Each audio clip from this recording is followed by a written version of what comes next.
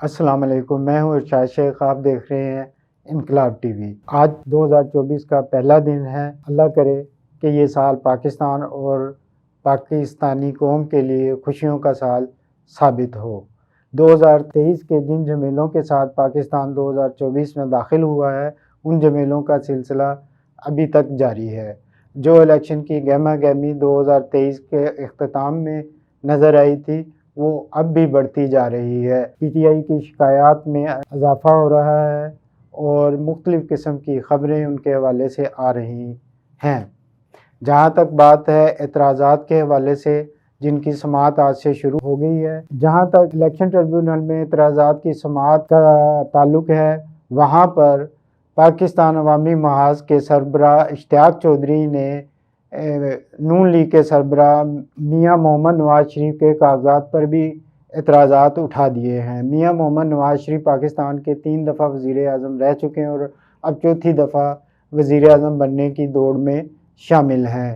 اشتیاق چودھری نے ان کے کاغذات پر اعتراض اٹھاتے ہوئے کہا ہے کہ سپریم کورٹ نے انہیں تاحیات نااہل قرار دیا ہے، لہٰذا وہ الیکشن میں حصہ نہیں لے سکتے۔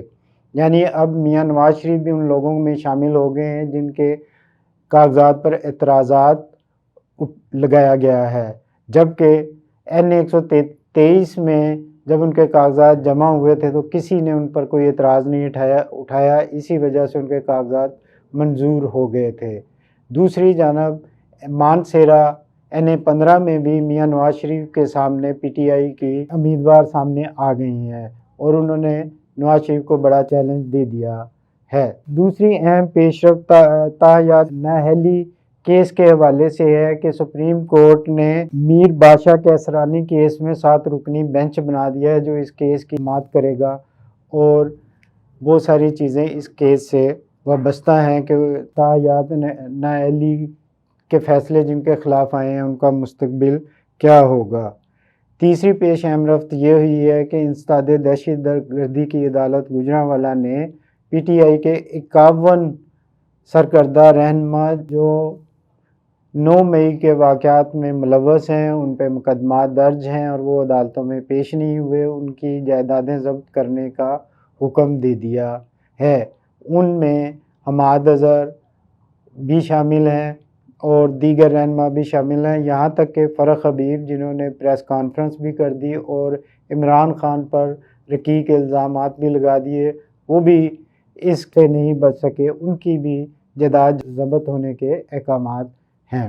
اس سب کے باوجود ایک خوشی کی خبر یہ ہے کہ مریم نواز کے صاحبزادے جنید صفدر دوسری مرتبہ دلہا بننے کی تیاریاں کر رہے ہیں۔ شریف خاندان کے قریبی حلقوں کا کہنا ہے جنید صفدر کی شادی کے معاملات آئی پی پی کے ایک اہم رہنما کی بیٹی سے طے پا گئے ہیں۔ یہ شادی الیکشن کے انعقاد سے قبل بھی ہو سکتی ہے اور امکان ہے کہ اس کے بعد شادی کی تقریب ہو۔